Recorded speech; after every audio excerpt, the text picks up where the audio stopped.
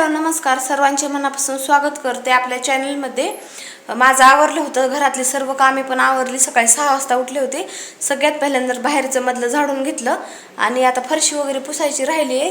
त्याच्या अगोदर सर्व कपडे वगैरे धुतले। कालच मी गावाकडून आले आहे, तर ओवी आजारी असल्यामुळे माहेरी गेली होती। 8 दिवस घर बंद होते, एवढं धूळ वगैरे आलं होतं।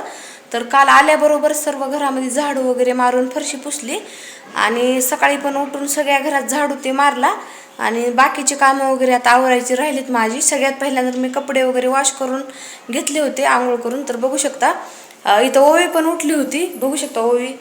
हाय कर ओवी। हाय गुड बटा, हाय गुड बटा,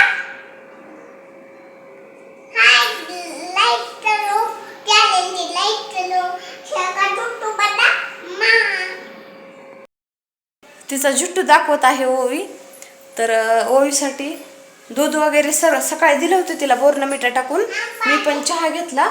तिला आंबा खायचा आहे, तर खूप वेळ झाला आंबा दे म्हणत होती, पण फ्रीज मधला असल्यामुळे मी अशा प्रकारे ठेवला होता। बघू शकता काय खायली ओवी। आंबा। काय खात आहे तू। आंबा। मला पण दे ना आंबा।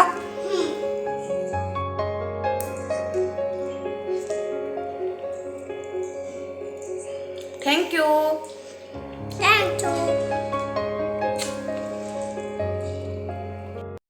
गॅलरीमध्ये 1 वाजेपर्यंत ऊन राहतं, म्हणून म्हटलं सकाळी लवकर कपडे वगैरे धुवून घ्यावीत। आणि उन्हाळ्यामध्ये थोडासा पाण्याचा प्रॉब्लेम होतोच, त्याच्यामुळे ड्रम वगैरे आम्हाला भरून ठेवावा लागतो। तर ते ड्रम वगैरे जे पाणी होतं त्याच्यामध्ये कपडे वगैरे वॉश केले, ते पण ड्रम वगैरे सगळं धुतला आणि भरून ठेवला आहे आणि कपडे पण वॉश केलेत। बघू शकता तुम्ही, उन्हाळा आला की सगळीकडे पाण्याचा प्रॉब्लेम होतोच। तर बघू शकता इथं मी ड्रम वगैरे भरून ठेवला आहे। गावाकडे जाताना भरून ठेवला होता, 2 दिवस तेच पाणी वापरलं कपड्याला वगैरे। आणि नंतर काय होऊन जातं, खूप दिवस जरी पाणी ठेवलं ना मध्ये आळ्या वगैरे होतात, त्यामुळे सर्व कपडे वगैरे वॉश केले राहिलेल्या पाण्यामध्ये आणि मध्ये निरमा वगैरे टाकून स्वच्छचा ब्रशने घासून घेतला होता आणि दुसरं पाणी भरून ठेवलंय। आणि ती तुळस बघू शकता 8 दिवस नसल्यामुळे सर्व वाळून गेली होती, बाकीचे झाड पण वाळलेत। तुळस उपटून टाकली मी आणि मंजुळ्या टाकल्यात, आता काय माहिती येतात का नाही। इथं बघू शकता दुसरे पण गोखरणीचं पण झाड वगैरे सर्व वाळून गेले आहे, जास्वंदाचं पण। इथं बघू शकता किती उन्हाळा कडक आहे। आणि इथं आमच्या इथे उन्हाळ्यामध्ये 1 वाजेपर्यंत ऊन राहतं गॅलरीमध्ये आणि नंतर जातं ऊन। आणि माझा नवीनच माठ अशा प्रकारे फुटून गेला, माहित नाही। पूजा आणि स्वयंपाक राहिलेला आहे, तर चला अगोदर देवपूजा करून घेते आणि नंतर बाकीचे कामं वगैरे आवरते। स्वयंपाक आणि भांडे वगैरे तर असतातच।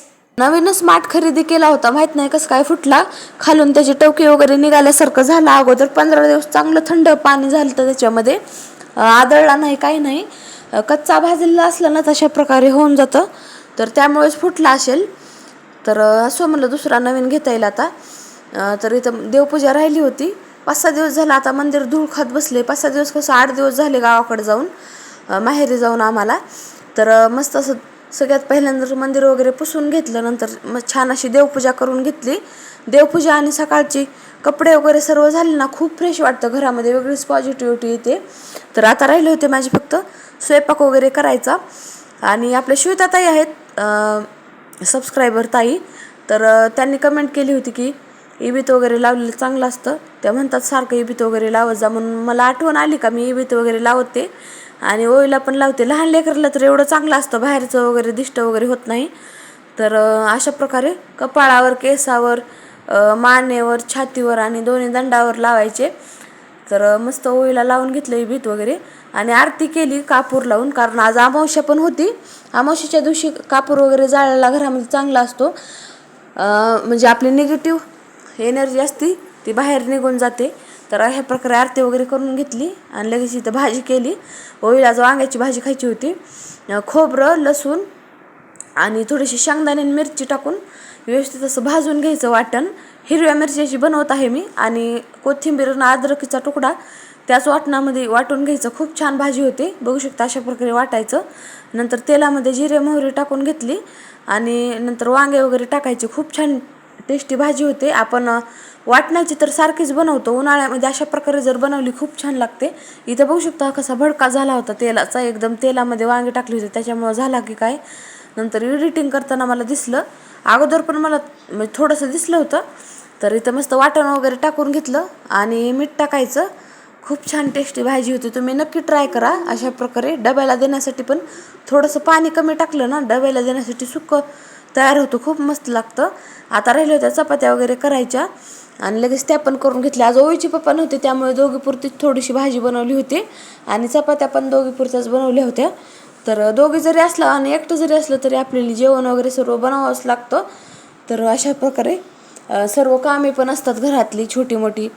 आणि गावाकडून आल्यावर माझी एक एक कामे आवरायची चालूच होती. काल सर्व फ्रीज वगैरे तर जातानाच मी सगळं डीप क्लिनिंग करून गेले होते. वरून फक्त पुसून घेतलं फ्रीज आणि सगळं घरामध्ये पुसून वगैरे घेतलं होतं काल आल्याबरोबर. डस्टिंग वगैरे पण कालच केली होती. तर बघू शकता इथं चपात्या वगैरे केल्या. पिल्लू काय बनवायली हे? हा काय आहे? पप्पा बनवून दिलंय तुला. होय नाही ते पिठाचं बघू शकता काय बनवलं होतं आणि म्हणत होती पप्पा बनवले आहेत. तर इथं मस्त भाजी पण आपली शिजली होती. दोघी मायलेकींना वाढून वगैरे घेतलं. खूप छान टेस्टी भाजी झाली होती. ओवीनं पण आवडीनं खाल्ली. लहान लेकरांना भाजीपाला चारलेला खूप चांगला असतो, आजारी वगैरे पडत नाहीत. त्याच्यामुळे मी सारखं हिरव्या पालेभाज्या किंवा अशा प्रकारे सर्व पालेभाज्या ओवीला चारतच राहते. कारलं पण ओवी आवडीने खाते. कारलं पण मी 5-6 वेळेस तिला चारलेलं आहे. खूप आवडीनं खाते. थोडंसं कमी तिखट टाकलं ना तर मस्त तिला खूप आवडतं सर्व भाजीपाला खायला. तर इथं आता राहिलं होतं फक्त किचन ओटा क्लीन करायचा. माझं भांडे पण वॉश केले मी. खूप सारे भांडे पण झाले होते स्वयंपाकाचे. एकटं पण असला आणि दोघी पण असला तरी पण तेवढंच म्हणजे स्वयंपाकाला जेवढे भांडे लागतात तेवढे तर लागतातच आपल्याला. तर बघू शकता टोपलं भरून भांडे आपले साठले होते सकाळपासूनचे. चहा वगैरे केलेले सगळं. आणि लहान लेकरू असल्यावर तर लहान लेकराचं वेगवेगळं काहीतरी असतंच मध्येच. त्याच्यामुळे भांडे पडतातच. तर ते घासले आणि नंतर लगेच किचन ओटा क्लीन करायला घेतला. किचन ओटा एकदा तरी म्हणजे दिवसातून अशा प्रकारे मी स्वच्छ धुवून घेते. कापडानं पुसला ना वेगळाच वास वगैरे येतो किचन ओट्याचा, म्हणून धुवून नंतर मी कापडानं कोरडा करून घेते. काय बायकांना सवय असते तसंच पिठाचं वगैरे तसंच कापडानं पुसून घेतं. तसं न घेता अशा प्रकारे घ्यायचा, नाहीतर झुरळ वगैरे होतात खूप. तर बघू शकता एकदम क्लीन झाला होता. बाहेर खूप कडक ऊन पडलं आहे. एवढी गरमी झाली होती खूपच. आणि बघू शकता हे घरामधले माझे झाडं वाळले नव्हते, पण बाहेरचे सगळे झाडं वाळून गेले माझे. हे मनी प्लॅन्टचं झाड पण मी छोटंसं लावलं आहे, तर ते पण खूप छान आलं होतं. ते पण वाळलं नाही, बरं झालं. इथं बॉटल वगैरे भरून ठेवल्या फ्रीजमध्ये. माठ फुटलाय तर आता फ्रीजमध्येच भरून ठेवावं लागतं, नाहीतर कोमट पाणी होऊन जातं, एकदम गरमच होतं सगळं. तर इथं आता बॉटल वगैरे भरून ठेवली.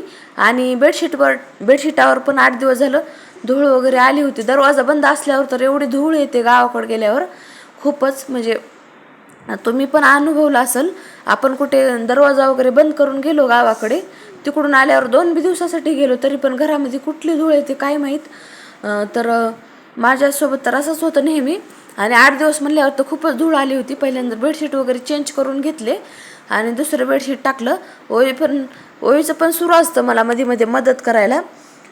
तर बघू शकता सर्व काम वगैरे केलं. खूपच गरमी वगैरे झाली होती. ओवीला पण झोप येत होती. आता सर्व कामे वगैरे आवरली होती आणि एवढी भयानक गरमी सुरू झाली आहे, खूपच भयानक. 1 वाजले होते. 1 वाजेपर्यंत सर्व कामे वगैरे आवरली. फरशी राहिली पुसायची. आणि आता व्हिडिओ खूपच मोठा होत आहेत म्हणून म्हटलं आता फरशीचं वगैरे मी दुसऱ्या व्हिडिओमध्ये शेअर करेल. तर बघू शकता इथं दुसऱ्या व्लॉगमध्ये शेअर करते उद्याच्या. तर ओवीला आता झोपे वगैरे घालायचं आहे, नंतर एडिटिंग पण करायची आहे व्हिडिओची. तर चला आता आजचा ब्लॉग मी इथेच एंड करते. कसा वाटला नक्की कमेंट करून सांगा. पुन्हा भेटूया नेक्स्ट ब्लॉगमध्ये. तोपर्यंत बाय बाय. मला झुटूच ढालाय नाही, मी इकडून टाकला झुटू. झुट्टू विचकून टाकला म्हणत आहे.